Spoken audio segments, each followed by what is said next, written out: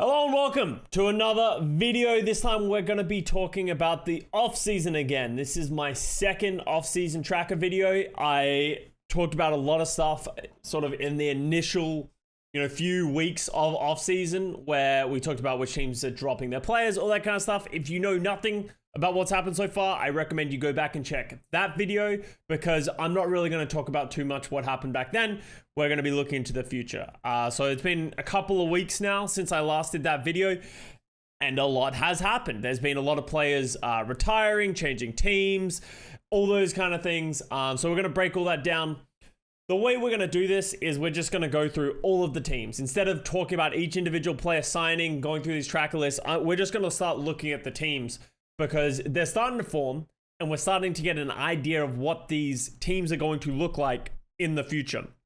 Sort of the direction in terms of coaching, players, region, all that kind of stuff. So I think we just get into it. Let's start with the Atlanta Reign. I'm going to start with the West and then we'll head over to the East. Start with the Atlanta Reign. Atlanta Reign is an interesting one. They actually haven't announced many of their signings, but there is a pretty good idea of what is going to happen for this team. So right now, the only people that they have is Gator, Hawk, and Kai. Three players that I believe they've already announced they're going to be staying. If you've seen Kai's tweets that he's like gonna go to Valorant or that kind of stuff, he's trolling with you guys. I think all three of these guys are locked in and contracted for the 2022 season.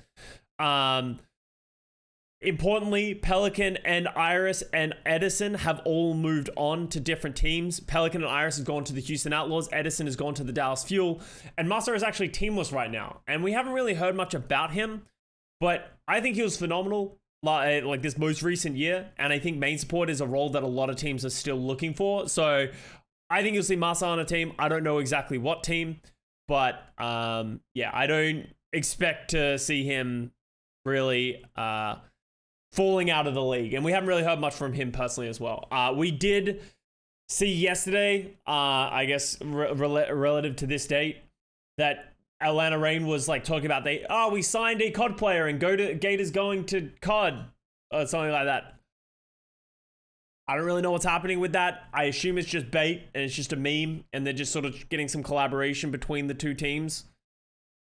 I don't know. I don't really know what's happening there. But yeah, I wouldn't expect anything out of that. Interestingly enough, as well, Unter is gone. So I think a lot of people credit Unter for a lot of the success that the Atlanta Reign had as the season went on after his addition. Unter is no longer with the Atlanta Reign. He is now gone and he has gone to the Gladiators and is now an assistant coach for the Gladiators. So once again, the Atlanta Reign are Seffi and Legit RC with Danny as a data analyst are their coaching staff as it stands right now. The rumors are that the Atlanta Reign is going to be going fully Western and that they will be picking up Ultraviolet and OJEE, both NA Contenders players, just probably two of the highest support prospects that they have out there, and that would round out this team quite well. There's also rumors that Nero will be joining the Atlanta Reign. He's going to be going from the San Francisco Shock to the Atlanta Reign, and that pretty much sets that team. I think you could obviously add one more DPS, one more support to really round everything out. But for the most part, a lineup of Gator Hawk in the tank line, Kai Nero in the DPS lineup, and Ultraviolet and OG, that's a really solid team. Is it better than the team this most recent year where they came second, technically? I don't know. Pelican and Iris were really, really good, and can Nero and Ultraviolet really step into those shoes? Potentially. And I think they'll be probably the best Western team that we've ever seen if they are fully Western. But we'll see if they can live up to the hype that they had last year. So that's Atlanta Reign. This is going to be a really interesting and exciting team. They are going to be an absolute group of trolls.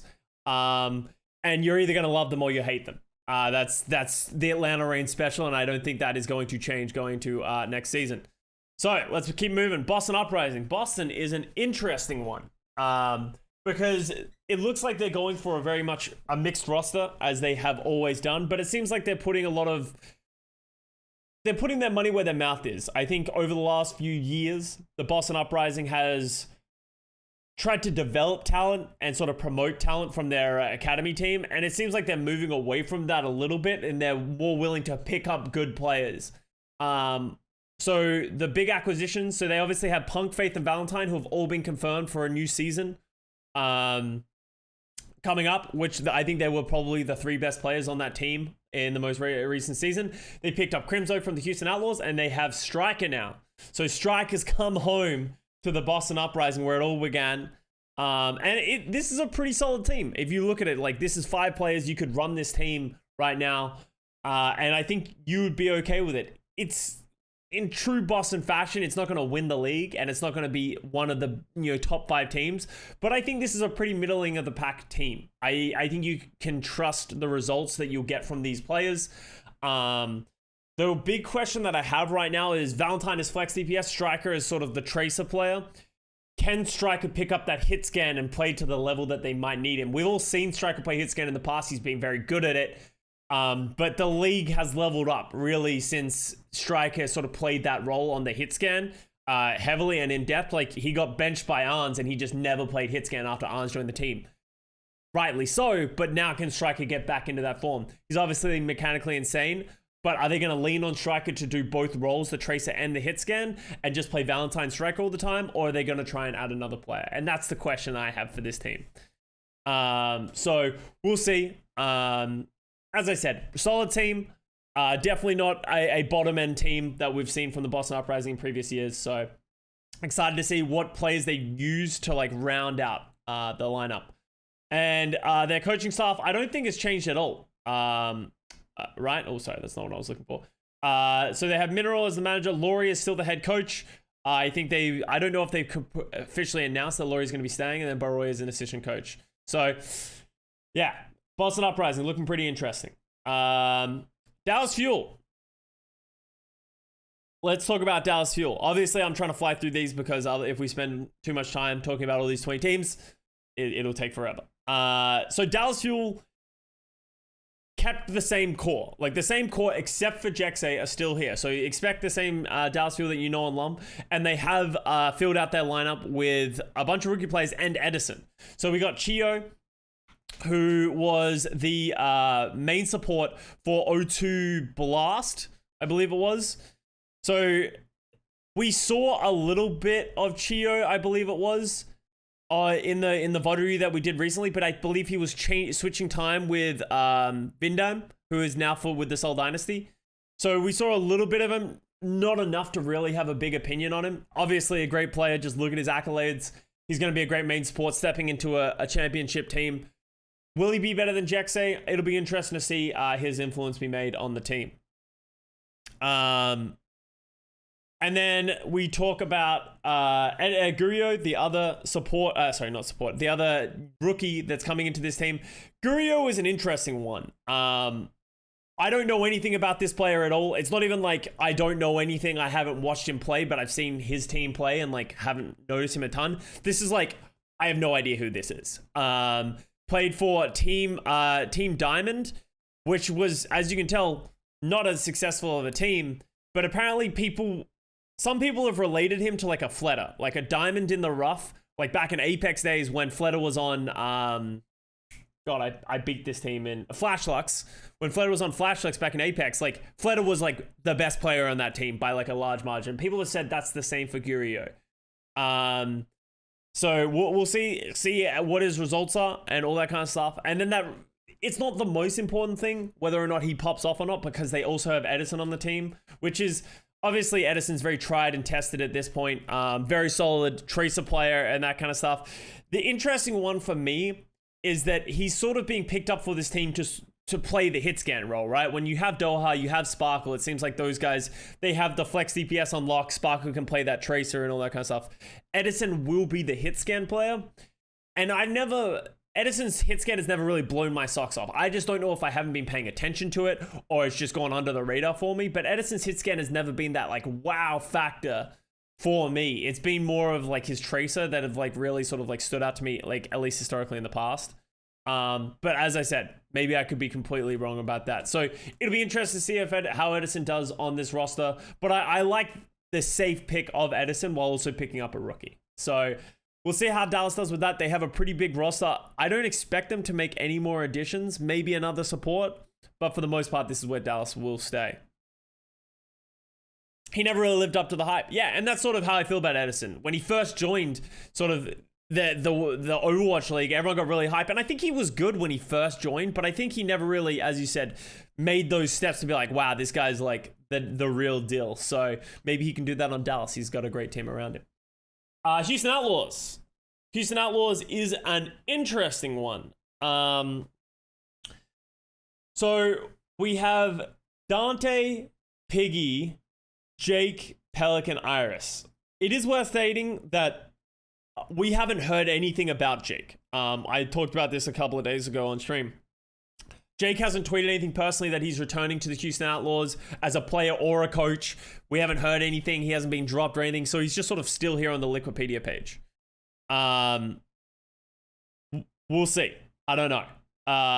But the players that have been officially announced is they got Dante and Pelican as a DPS duo, which is very good. But I think a lot of people agree with me when I say that my fear for Dante Pelican is that they have a very similar hero pool in a way. You know what I mean? Like they both really specialize at like the flex DPS-ish, like Echo, Tracer. You know, Dante even plays a little bit more Genji. I expect Pelican to pick up that role as that flex DPS. But the one thing that neither of these two players really do exceptionally is hit scan. So we're going to need to see another DPS player come in, because in hit scan metas, I don't think you would feel comfortable having either of these two players go up against the best in the world. So I expect to see another hit scan picked up, and don't expect to see Dante and Pelican play a whole lot together unless we end up in like a Tracer Sombra meta or something like that, right? Where their hero pools can overlap. But yeah, that's sort of my concern with it. But obviously Dante and Pelican, both kind of nice. It seems like Pelican and Iris did want to play with Piggy. Piggy impressed a lot of people on the Houston Outlaws this most recent year. I think he was kind of nuts. I think building around him makes a lot of sense. And then obviously Iris as the flex support coming in was just incredible for the Atlanta Reign. One of the integral parts of why this team was so successful.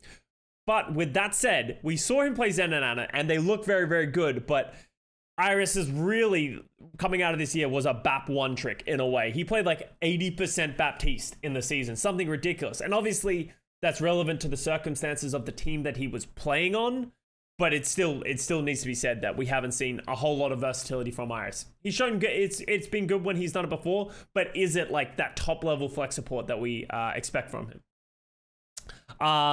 Coaching staff, I believe, has stayed pretty much the same. The only change is that Harsher is no longer co-head coach. He actually retired. And yeah. So they actually don't have that many coaches anymore, but obviously Junkbuck and Jake, they had Harsher before. They'll probably pick up another coach.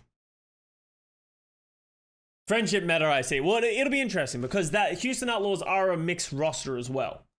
So it'll be interesting to see how that works, but Houston have been doing mixed rosters for a while, but right now they look to be leaning heavily Korean, which means they might actually get value out of picking up a Korean coach, but also all of the players on that team so far have been on Western, like mixed roster teams before, obviously Iris and Pelican coming from Atlanta. Just skip London. Oh, well, yeah, let's just talk about London. TLDR. They don't have any players, and we haven't heard anything. We haven't even really heard a lot of rumors about London Spitfire, at least from what I've seen. They have two players on their roster, which is Sparker and Shax, which is kind of like the Dante Pelican issue, where it's like, Sparker and Shax are both great players. The biggest issue they have is they pretty much have identical hero pools from what we've seen from them in the Overwatch League. They both can play hit scan, like mid-range hit scan very well. They can play it really well, and they can play Tracer. That's sort of like both of their hero pools. Though, like they can play anything that shoots out of guns, and that's pretty good for them. So I think they're great players together as a DPS duo. It will not work though. So we'll see what they do with that. Maybe they're trying to trade one. Who really knows? As I said, not much to really work with. The only real change that they have made, and probably why we haven't heard much, is Christopher is now, who was a Philadelphia Fusion coach, is now the head coach of the London Spitfire. And yeah, that's how it'll be interesting to see what type of team he builds, if they're planning to go fully European as well. Are they trying to stay European, or are they going to mix it up with North American players? All that kind of stuff. All right. Let's move it on to the Gladiators. And the Gladiators is the interesting one, right? Because Gladiators are trying to win a championship. That is for sure. You just look at the players that they're picking up, the money that they're spending. They're once again going for a championship. They have. Let's talk about the retirements and people that aren't there anymore. Mira, Muse, Birdring, and Moth are all gone from the team. They've been officially announced that they will not be playing. Muse has been rumored to Toronto, I believe it was. Birdring retired.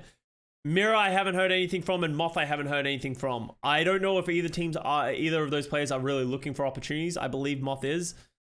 I assume Moth will find a team if he's looking for one. But let's talk about the team that they have. So obviously for their DPS, they kept Custa. Dude's a nut. I think MVP candidate going into the year for sure. And then Arns. We've talked about Arns a lot. Arns obviously had an incredible 2020 season and then retired going into 2021. Went to Valorant, then came back. But when he came back, he never really had the impact that we saw from him in the 2020 season and how good he was. So can he find that form again is really the real question that I have. But dude's fucking talented. Dude knows how to click on people's faces. So I expect Arns to be Kevsa DPS duo to be very good. I would like to see them pick up another player. Maybe like a Sombra flex DPS player. I think would be a really nice pickup. Honestly, like a Dante or a Pelican. Or like a Nero or something like that, right? I think would do very well on this roster. But yeah. Obviously, I expect them to pick up another player. They've been willing to show that they want to pick up a lot of players. So then they also have Space and Reina on tanks. So Space coming back, and then Reina as a sort of like, don't know who he is, North American Contenders, like one of the best main tanks that we have coming out of North American Contenders. So I think they'll fill whatever the tank role becomes in Overwatch 2 quite well. And supports, we got Shu, Skewed, and Funny Astro. It'll be interesting to see how this dynamic trio plays out. I think Funny Astro will be sort of relegated to the same place that Moth was, that in a Lucio meta, Funny Astro will play. And maybe a Moth meta as well, like a Mercy meta, Mercy Lucio. But if anything is double flex support or flex support and Brig, I think you'll see Shu Skewed again. I think they showed such a good synergy and they just played so well that I don't expect to see Funny Astro pick up the Brig for this team. I think it's a great roster. That is a potentially championship roster. Obviously, everyone's really gunning to see if they can beat the Shanghai Dragons at this point and trying to build up their roster, see if they go into the Shanghai Dragons. I don't know if I believe this roster is an upgrade. I feel like it's, if anything, it's like the same. You know what I mean? Like Arns and Birdring. Like I think Birdring had a really good season, and I think can Arns exceed that? It'll be interesting. We don't really know how tank is going to work, but then obviously you have Shu Skewed and then Funny Astro is the Moth, right? So I don't think it's massive changes to this team. I think you'll expect it to stay pretty much the same. The big changes really happened in the coaching, which some people expected, some people didn't, but there was a lot of drama. I'm not going to speak to that. I don't really know. But Face is now the head coach. Face was an assistant coach of the Gladiators in this season. In most recent season, he has been promoted to head coach, which is an awesome thing for him. He's Australian. And then they also signed Unta. So we have 2 Australian coaches coaching the Gladiators. Fuck yeah, Aussie, Aussie, Aussie. They also signed Smash, who I believe was a coach for O2 Blast. Yeah, who was a coach for O2 Blast. I think he was just a regular coach and not a head coach. But he used to be a player, looks like. So I don't know much about Smash. I don't know anything about that, but let's go. Let's go, Aussies. Yeah, it'll be interesting to see how this team comes out of that. Florida Mayhem. So Florida Mayhem, if you're a Florida Mayhem fan, you might want to reconsider that. Not because this team is going to do worse than they did last year. It's just because it's not the same team that you were expecting anymore. So the Florida Mayhem have Yaki and Checkmate and Surma Jet. Surma Jet is down here. He is not of age yet, but he should be coming out. So Yaki is rumored to be looking to be traded. Well, at least that's what I think everyone assumes is happening. I don't know what's happening with Checkmate either. I didn't even realize Checkmate was here. The Chadmate might return for the Florida Mayhem. For better or for worse, the Chadmate's coming back. But the big thing about this team that we really know of, but so the fact that they picked up Surma Jet and they have these Korean players, I don't know. But the reason I think, it could work is Goomba is the head coach. So I have a lot of respect for Goomba. I worked with Goomba on Valiant in season 1. I worked with him for Australian World Cup. I have a lot of respect for Goomba. He's done great things with every team that he's really touched. He's just very good at scouting. I think Goomba is the Moneyball fucking prophet of the Overwatch League. He does a lot with very little money, and he just does great scouting, and he knows players, and he gets the best out of players. So it'll be interesting to see how he does. And then he obviously has McGravy under him, which was a little bit of controversy recently. But I honestly think Goomba and McGravy, they have synergy. They've worked together before. Could be a very interesting team and roster, but we just don't know enough about it right now. Checkmate greater than Lip. Oh, I don't know about that one, guys. I don't know about that one. Paris Eternal, another team that we don't know a whole lot about. They announced a lot of things early, so they announced they dropped all of these players. Suna, Vestola, and Onigod. Actually, quick side note, Elivote actually made a tweet today, a tweet longer, saying that it seems like they found out the issue with his wrist, and that hopefully he should be able to get recovery soon. So hopefully in the meantime, I hope Elivote feels better. Fucking wrist injuries suck, and I hope he can get that sorted. Because he did retire due to those issues. Because that's really shitty. But Suna, Vestola, and Onigod did get dropped from the roster from last season, but they retained Naga, Dan, Khan, and Dredro. I think Khan Dredro is a really sick support line. Dredro impressed me a lot. They obviously got Naga, who I think was very flexible, really sort of put on some carry pants some points in the season, and Dan is the brain of the operations, and also very flexible. So I think if you're going to take one tank into Overwatch 2, I think Dan would be a good one for you. I haven't heard anything else about Paris. Other than that, I haven't heard anything else. I don't know what's really going on this roster, if they're staying fully European as well. JMac is now the head coach, and they got rid of Get Amazed. So it's kind of interesting having like a Korean head coach with a bunch of European players, but I assume in Avala we trust. I assume there's good reasoning behind that, and it'll be interesting to see the direction that they go. But nothing really new to talk about as of yet.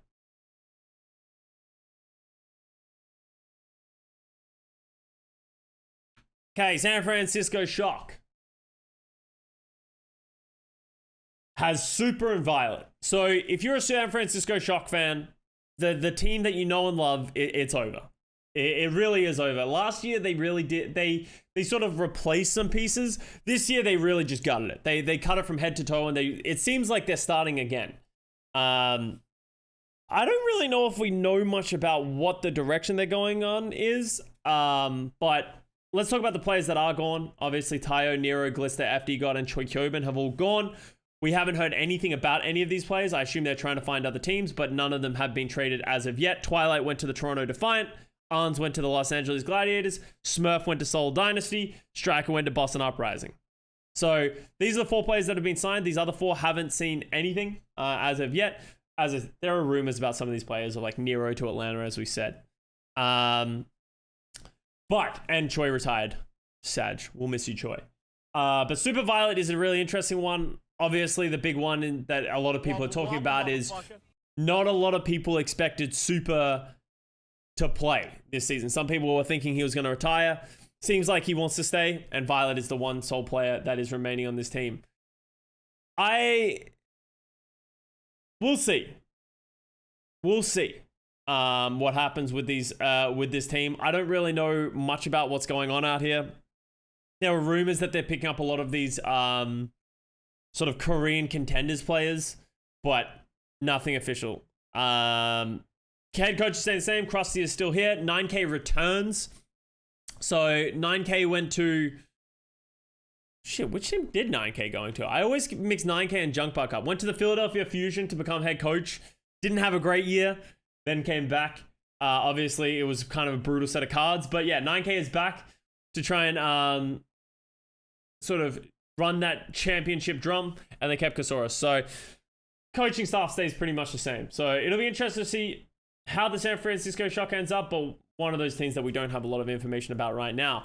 Teams that have been doing massive switches and we do have information about is Toronto Defiant. And this is a really interesting one because we talked about it yesterday, and it feels like they have some pretty good pieces, like some good pieces. They have KDG as head coach still. They remain, I believe their entire coaching staff has stayed the exact same, but they dropped almost all of their players. Anson J, Lastro, Aztec, Michelle, Sato, Nice, Logix, and Aspire no longer on the team. They retained Hisu, and they have acquired Twilight and Hopper. So Hisu, I think, had a phenomenal season for the Toronto Defiant, especially in the back half. Just really good Sombra Hanzo play. Just making it work on a team that wasn't very good. I actually really like that they gutted the entire roster. It feels weird because, like, it doesn't feel like...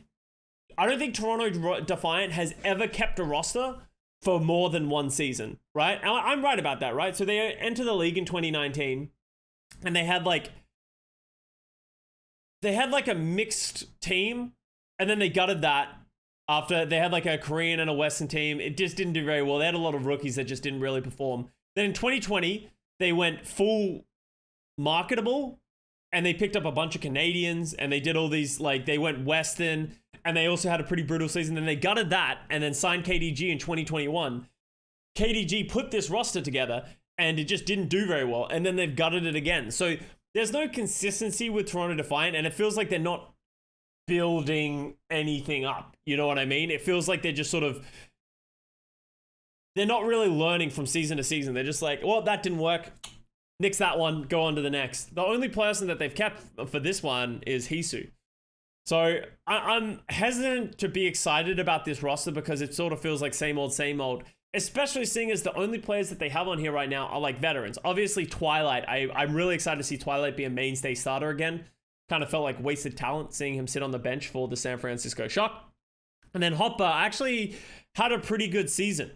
I think Hopper impressed a lot of people as like the emergency signing for the Philadelphia Fusion.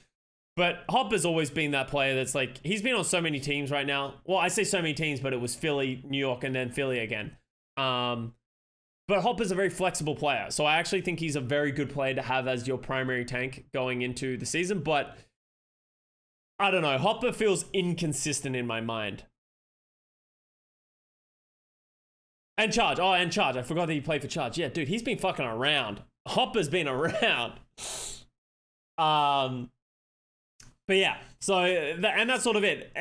That worries me when no team has ever wanted to retain Hopper for more than a season, right? Like, no team has ever kept him for a long span of time. So, I don't know what that says about a player. But we'll see what else happens with this team. They obviously are looking to get a lot of different players. As we said, the rumors were, Muse to Toronto, right? It was originally, there was rumors that it was going to be Smurf, but Smurf is now signed with the Seoul Dynasty.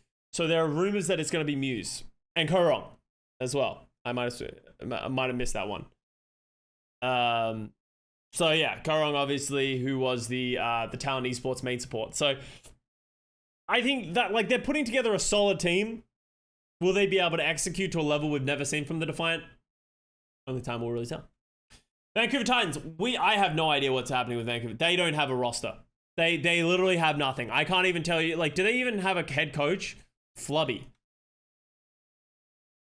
Is Flubby still the head coach? Have we heard an announcement that he's staying? Have they said anything about their coaching staff or anything? Like, who's building this team?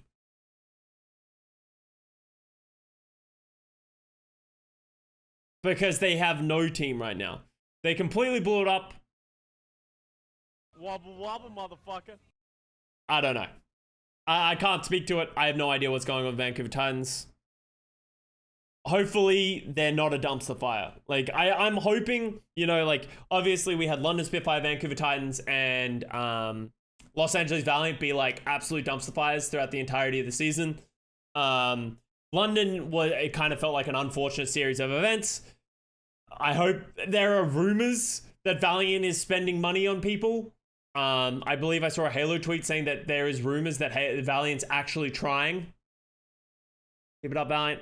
And then hopefully we get the same thing from Vancouver. So we don't have these teams that like, they sign, like, because this most recent Vancouver Titans roster that we saw it and we were like, they're probably lost. Like, I hope we don't have a roster like that where it's like, I want to have some optimism about every single roster, even if it's like, oh, they're like, they might be like 17th, 16th, they'll win some games. Like, I want to have some form of optimism, and we just didn't really have that. So time will really tell. Halo said Titans are willing to offer decent contracts. Well, fuck yeah, right? Like, that's good to hear. Like, if everyone should be required in the league to try and win and not just be paying minimum salaries.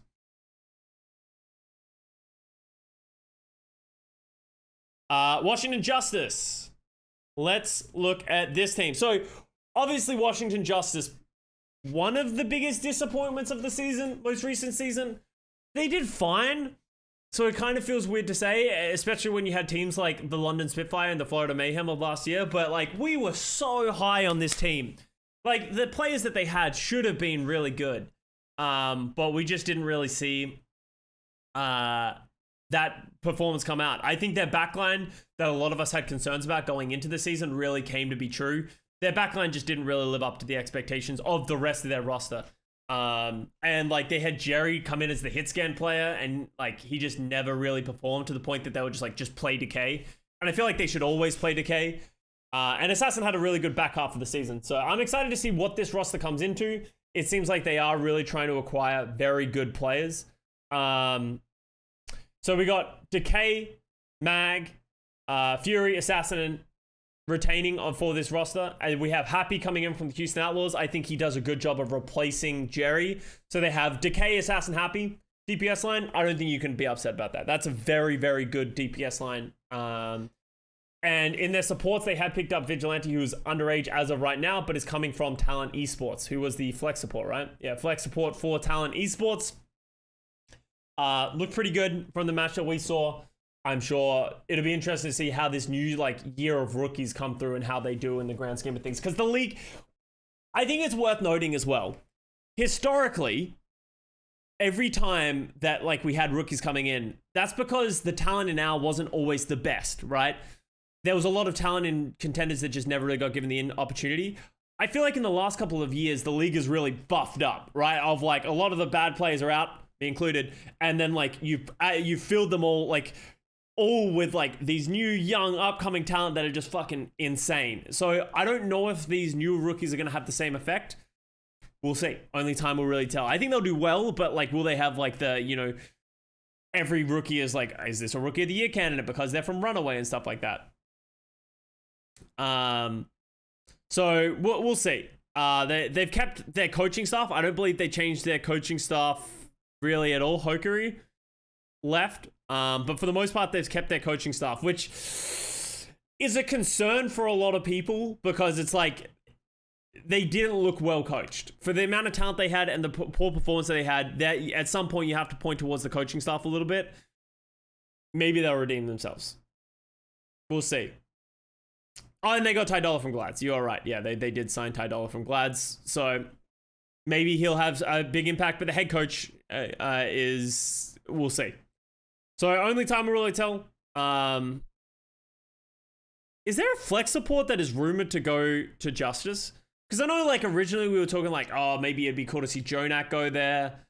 Oh, sorry, not flex support, main support. This is before the Vigilante signing. Main supports. Because, Krillin.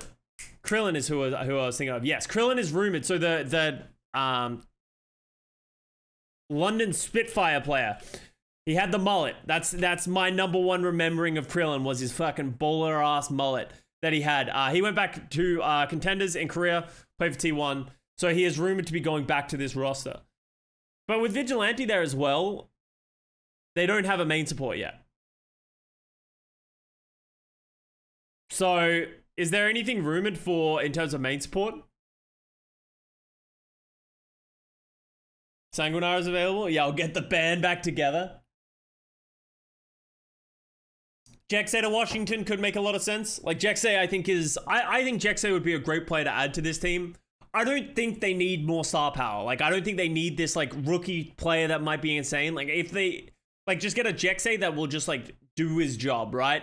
You just need to get everyone to get the fuck out of the way for Decay, and then hopefully the backline can be more explosive. So that makes sense. That makes sense. We'll see what ends up happening with that.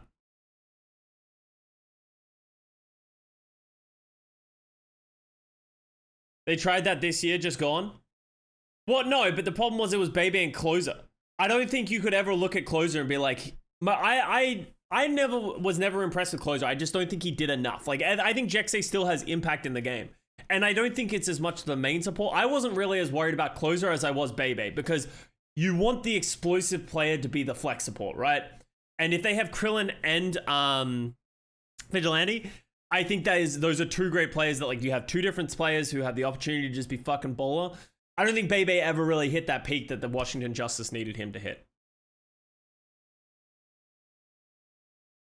So we'll see what ends up happening to this Washington Justice team. Whatever happens, I just hope they are better than what they were this season, because and just better coached as well.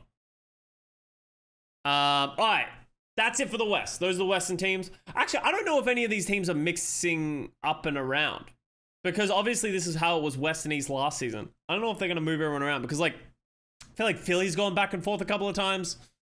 Valiant obviously used to be a Western team. We'll see what happens here, but let's have a look. Chengdu Hunters.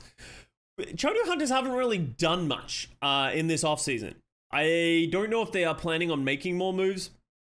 Obviously, as we go to the East, I'm not up to date with anywhere near as much as happening in the East.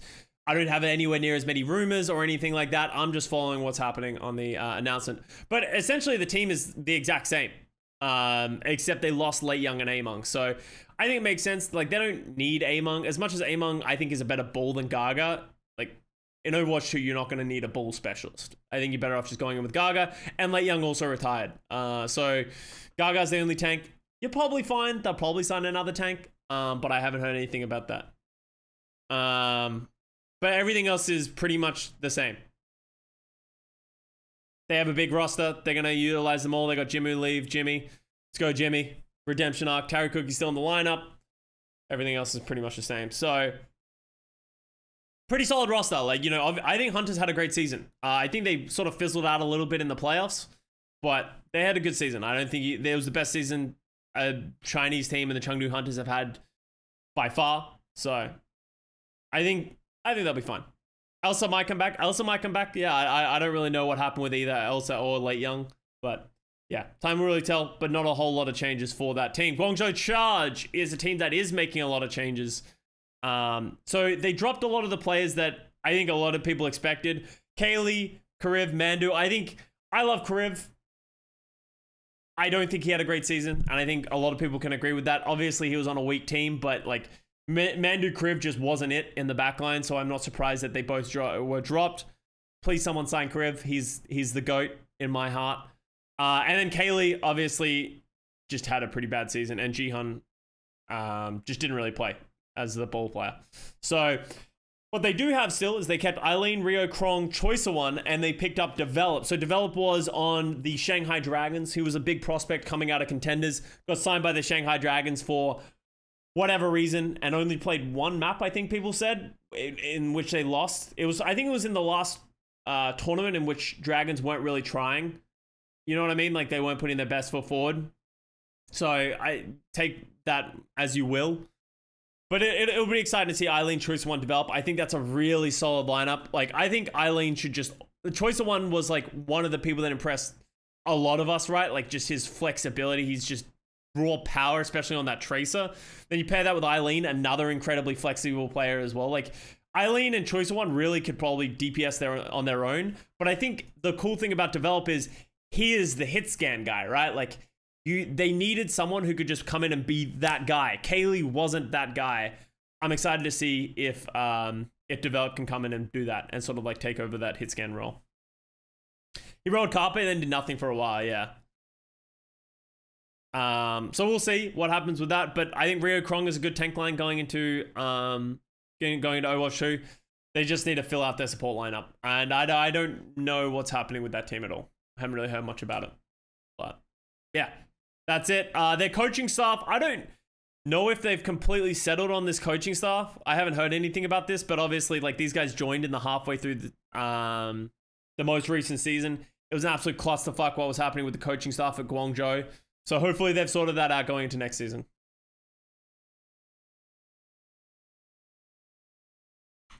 Wait, nope. Jumping ahead. Hangzhou Spark. Hangzhou Spark is an interesting one. I don't think I've heard anything about this team. So we got the drops. Godsby was already dropped mid of the season. Takoyaki, same thing. MCD was also gone with the drama that happened. So they did drop IDK, Mika, Coldus, and Somin Su. I don't feel like we ever saw enough of any of these supports, but it's, you know, obviously they've come and they've gone. And Somin Su, I haven't heard anything about as well. Them just now opening up trials. Yeah, what's up, McGravy? Yeah, it does feel very late to the game. But I feel like the one thing that Hangzhou Spark has going for them is that they are one of the few teams that are willing to play Chinese and Korean players. So I feel like there's probably a lot of players that they'll still have a lot of opportunity to look at players, but I wonder if they got outbid on a lot of players, because there was, especially in main support and flex support, there was a lot of great players in that pool, especially Korean. I'm curious to know if they got outbid and no one, like, people just don't want to play for the Spark because of all the shit that's happened with them.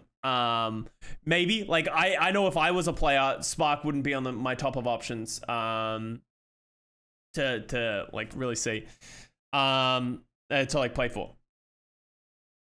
But we'll see. Congrats, McGravy. Yeah, congrats to McGravy. I hope, good luck, man. Good luck with Goomba. We've worked with Goomba before. Good luck trying to keep him down, but excited to see what happens from the Mayhem. The Mayhem redemption arc is coming full effect for the Gravy Train. My job is keeping Goomba in check. Yeah, just making sure he doesn't go off the deep end. I feel like the best summary of Goomba is like that meme from like It's Always Sunny, where he's like got the board with like all the pictures and lines connecting everything. That's Goomba talking about like fucking signings and prospects and scouting. All right, let's talk about the players they still have. Guxue, obviously, I think Guxue's always just been a boss. He'll always be that main tank. They have 3 tanks. Fortunately, like, a lot of us are really excited about Liege on the Spark, and I think he said he wasn't able to play due to mental health issues. Hopefully, he's got that sorted out, and that he will be able to see him play, because he is excited. We're very excited to see what he can pull off. I think Bernard had a pretty good season, though. Like, I don't think you can be upset with how Bernard played at all through the year. Shy is an absolute fucking nutter. As I said, I genuinely believe that he might be one of the best hit scans in the world, like, if not the best. He just needs a team around him. Until we can really, like, prove my assumption, he just needs a team around him. And last year, they didn't have that team around him. And then he also, like, it just wasn't a hit scan season. There wasn't a lot of situations in which you could play those Widows and those Ashes and that kind of stuff. And Shy's Echo was good, his Tracer was good, but they're just not as dominant as his hit scan. And Architect is someone I've talked about before. I think I talked about him in our last video, but we've never seen Architect perform ever since he left the San Francisco Shock. Same thing of maybe not having a great team around him, but Architect is never really... He's known for being a great flexible player, but he just hasn't put on those carry pants that we need from him. If you're a Hangzhou Spark fan. So he's getting given another shot. I hope he's able to sort of execute to a higher level, because Architect Shy is a very good combo. I really like the combo between those two players. So just need to get a support line. And you can see the common thread throughout a lot of these things. There is a lot of support lineup openings, like across a lot of different teams. So most importantly, first, my DMs are open. If you want a washed Lucio Mercy player, I'll take like 7 figures, or just don't contact me. That's fine. Otherwise, I think everyone's fighting for the same thing. And especially as a lot of the big names start getting locked down, it's kind of hard to really see where all these players are going to go. Like, both the Guangzhou Charge and the Hangzhou Spark are trying to rebuild their rosters, but both need main supports and flex supports. So I think there's a lot of openings mainly for supports right now. You better recruit Custa. As I said, I don't think my rate's in the Mayhem's budget. Guangbong to Vancouver. If you know something about Vancouver that I don't. All right, let's talk about the LA Valiant. They're all technically under active roster. I think this is just, no one has gone on this Wikipedia page in so long that they just haven't updated it. I don't know. Hopefully the Valiant is spending money. As I said earlier, there are rumors that they're spending some money and they're trying to acquire players. I don't know if they're going to be playing out of China. I don't know if they're going to be a Western team. I don't know if Valiant's taking back control. I don't know who the head coach is. Okay, it was good talking about the Valiant. Let's move on.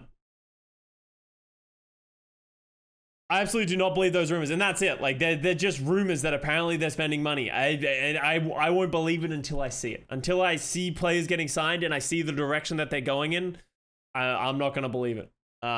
Hopefully, it is they try. That's all I ask, is that the Valiant try. Don't pull this bullshit that they did last year. Custa, can you give me your opinion on the Gladiators? Who are the coaches they're picking? I don't know. Oh, just fucking legendary lads, mate. Just fucking absolute ballers about to fuck in the Overwatch League. Win the Overwatch League. Up, yeah! Yeah, no, we already talked about that, Avril.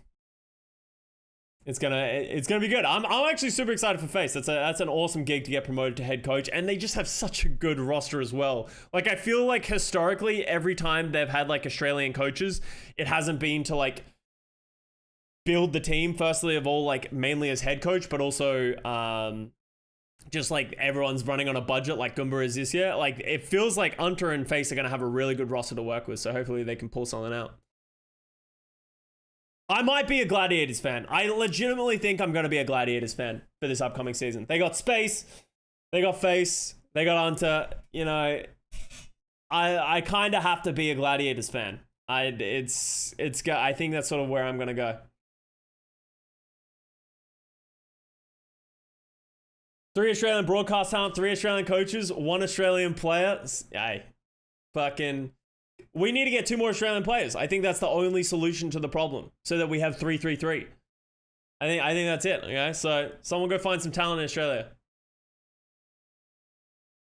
Frogger, yeah, okay. Well, we'll call up our boy Frogger. What's Rain doing, man? Hey, I already talked about that earlier in the VOD. I'll be putting this as a YouTube VOD, or you can go into my Twitch VOD if you want to see it. Sorry. Let's keep moving along. We're getting distracted. Let's talk about the New York Excelsior. I don't know what the New York Excelsior are doing. As you can tell, in the East, there is a lot less rumors, and I don't know if this is just I don't have as much privy to information, or like we don't have as much information circulating in the social medias that we use, but I just don't know what's going on with NYXL. I know what they're doing, but I ain't saying. Yo, Avril, if you can just leak it on my thing so I'm not held accountable, but I also get the clicks and interactions, that'd be fucking primo. Just let me know. But yeah, I don't know, and if I did know something, I couldn't leak it anyway, like Avril. But all we know right now is they have Flora.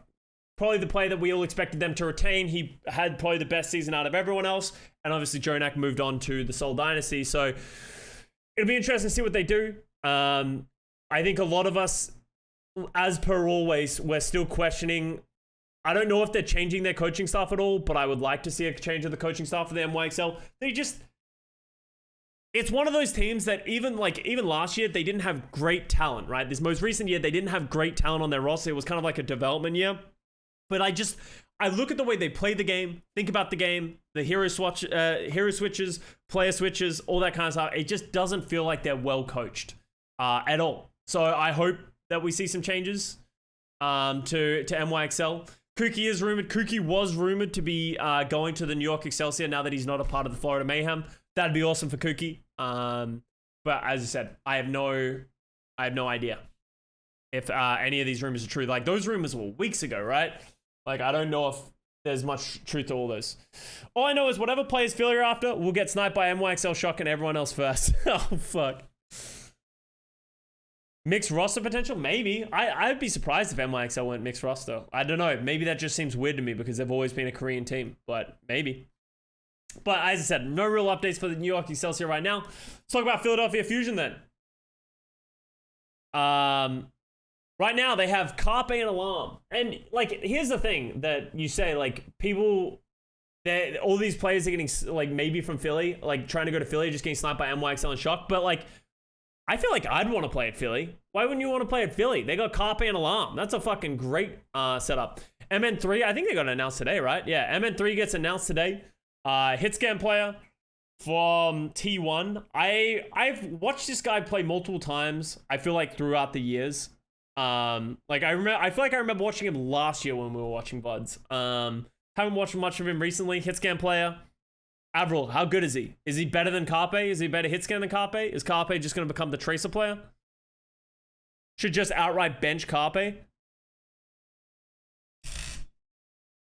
Carpe is not the answer. I like Carpe. I feel like Carpe gets a lot of flack, but I feel like people put him on some ridiculous pedestal. Carpe still plays very well. And if he's not required to be spread too thin, because I think that's what happened in like 2020, is he just had to play everything. He was the Tracer player, the hitscan player, the fucking flex DPS player. I think he played the Genji as well for them or some shit in 2020. He just got, it's kind of like the Violet effect, right? From this most recent year.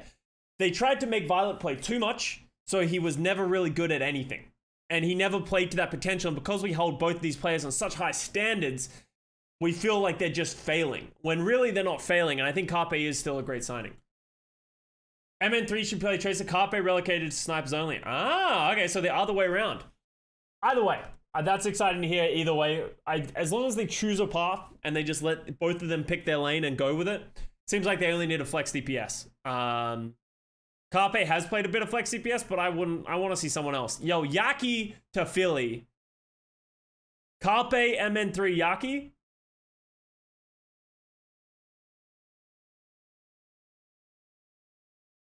Hopefully Philly pick up one more hard hit scan to really confuse the fans. You say that as a joke, but that would be the most Philly thing to ever do. Be like, who needs flex DPS when we have 3 hit scans? We'll just play hit scan everywhere. Like Philly, I feel like Philly's done that shit in the past. And then they're like, well, we have 3 Trace players and 3 hit scan players, but no one who can play Genji. See you, Lannister. Guangboom to Philly. Oh my god. Fucking hope not. Head coach is Jin. This is a new signing. Jin and Chara. Came from T1. Oh, okay. So they picked up the T1 coach. Was he head coach of T1? I missed this. Yeah, he was the head coach, Jin and Chara. So they're essentially just T1 coaching staff. They just imported the T1 coaching staff. Honestly, not a bad idea. Like, T1, you know, they finished 3rd in contenders. Not a bad shout. As I said, I don't know too much about these players. I don't really like talking about coaches too much because I have no fucking clue. But hey, they have good players. If I was asked to coach a team and I had Carpe as Alarm as my foundation, it's hard to really fuck that up completely. And I feel like a lot of people underestimate Philly just because of how bad of a season they had, but I think that's just visa shit. I wonder if they're just going to avoid visas at all costs. Real talk, T1 should be top 2 this season if it wasn't for COVID problems. Really? Ah, interesting. They just had an awful run of series then, in terms of T1. They need to get better visa laws. That's what it sounds like. Facts, I'm still sad. All right. They could easily become good. Like, this team could easily round out to be a top team if they just secure the right players. I just don't know if they are on that path to get that. But as I said, solid foundation. 2 more teams to go. Seoul Dynasty. All right, before we talk about the roster, chat, let's talk this out. Yay or nay, do you think Seoul can be a top 5 team this year?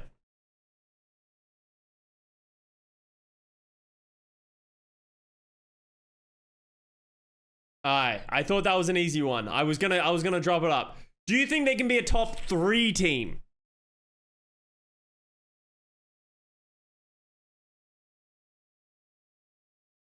A lot more nays coming in now. Yes, Copium. Alright, so it feels like we're all around the same place, where we're like, Seoul could be like top 3, but that's probably a stretch. Like, Seoul feels like this upcoming season's last year's Washington Justice, where, like, theoretically on paper, they're fucking insane. But a part of me just is afraid they're gonna drop the spaghetti. Maybe it's just because of the long history of Seoul, but it feels like they're gonna drop the spaghetti. But their roster is absolutely insane, just on paper. So they got Fitzprofit, which is just already considered one of the best DPS doers in the league. They add Stalker to that, which I think just rounds it out really quite well. Like, I feel like he plays enough of everything that they could just sort of like mix and match if they really need to. I don't expect to see a lot of Stalker. I think Profit's duo generally does the job. I don't know when you would maybe see Stalker come in. That's on the coaches to decide. But you know, I think Fitz has been underrated so heavily on the impact that he has for this team. Obviously, Profit is the GOAT, right? But then you have Fitz, who just plays the Sombra at a high level. He plays hit scan at a high level. Maybe Stalker will come in and play like more of the hit scan role. I don't think so, because that's the only thing I think Fitz. Maybe Fitz is really good at that. Yeah, I don't know where Stalker comes in. I don't know where he comes in. But let's talk about the tank. Just the one tank, because it's Smurf. I'm excited to see how Smurf does. I kind of want them to get an off tank.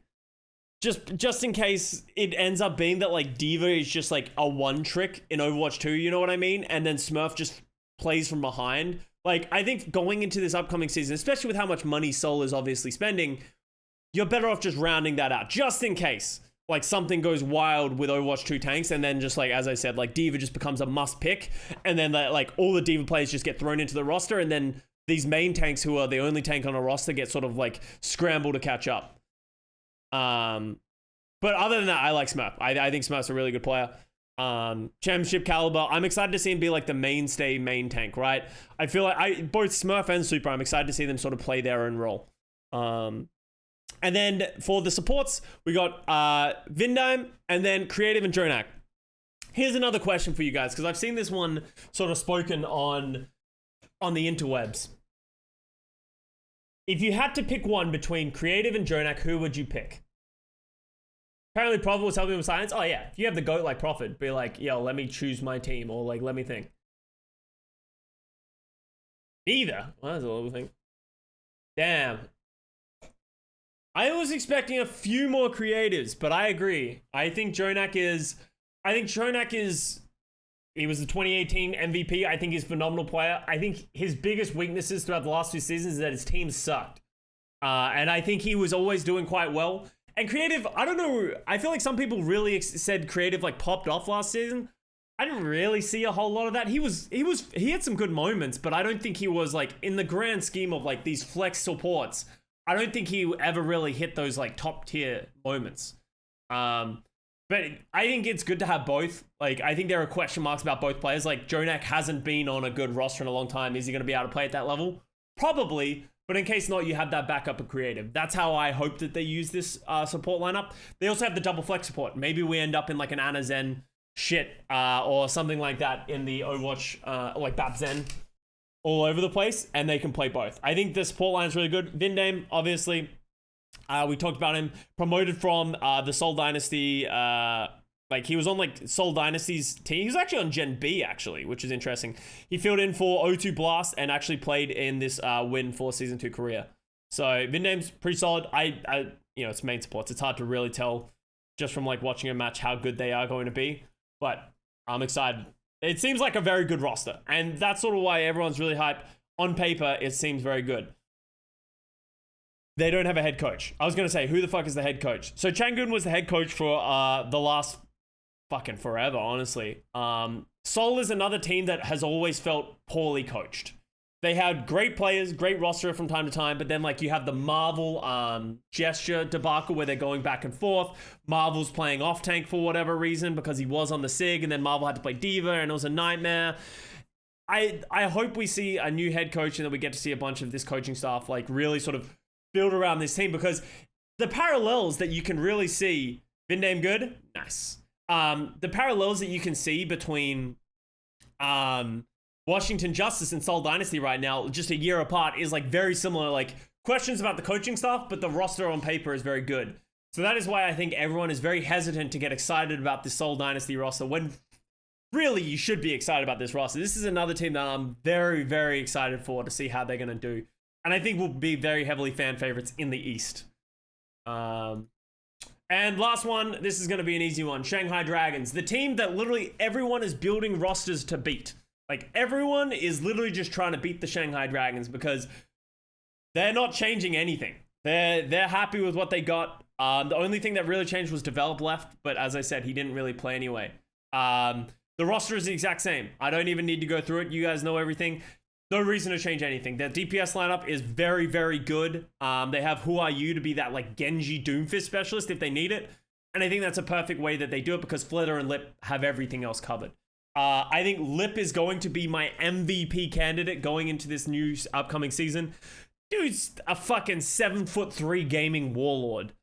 I don't know how he just seems to pick up everything and be incredible. His tracking, I think, is the best in the league. If you watch that dude play Sombra, it's like an aimbot. He just doesn't miss, and that's why he charges it so fast. But we'll see how it works out. But obviously his port lineup of Lee Jae-gon and Izayaki is always going to be solid. Molly is just, yeah, as I said, vibing out. Maybe in a double flex support would see him play. I'd really like to see Molly, especially with the openings on the Hangzhou Spark. I'd rather see Molly go to Hangzhou Spark, if I'm being real, and just see him like fuck on a different team. Feels like wasted talent. Molly, coming out of 2020, Molly was a really high prospect as a flex support because he just started popping off for, who is he playing? He was on the Hunters, right? And like a bunch of people were praising him. He had some crazy games on Chengdu. And then he just went on to Shanghai Dragons. And how many maps did he play on the Shanghai Dragons? It wouldn't have been many in this season. And I don't expect him to get much playtime outside of this as well. So we'll see. And I think having Void and Fate is a great 2 tanks to have going into Overwatch 2 and 1 tanks. Who Are You is the same.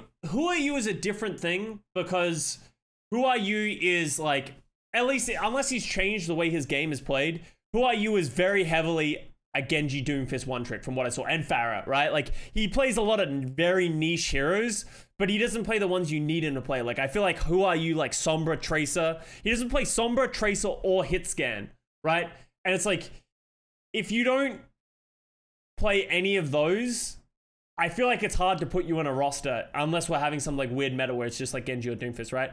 Who Are You, I think, is just a specialist who's just going to sit on the bench, and I expect that how to be, right? Flair is there just in case Flutter dies. Yeah, like it'll see. As I said, maybe he's refined his play a lot more, but you know, like Who Are You, like that dude used to be fucking. He was the best Genji in the world back when I was playing in like 2017, 2018. Dude's actually just plays at a different speed to everyone else. And I think that's it. That's the roster as of right now. There are a couple of teams that we really have a good idea of, especially ones that aren't changing their rosters too much. But there's some teams that we just have no idea about. Obviously, a lot of rumors going around right now. I expect in the next few weeks, you start to see teams really solidifying, really start signing players.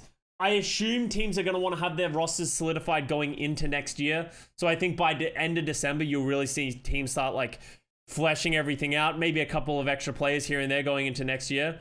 But especially like the big names will all be signed in the next couple of months. So we'll keep doing these videos as things keep changing and really keep highlighting how what to expect from these teams, any changes that have been made. I hope you guys found it interesting. Let me know the teams that you're most excited about. Let me know if there's any changes that you'd like to see, players you'd like to see on certain rosters, because there's still a lot of great free agents. So let me know. Thank you very much for watching, and I will see you guys next time.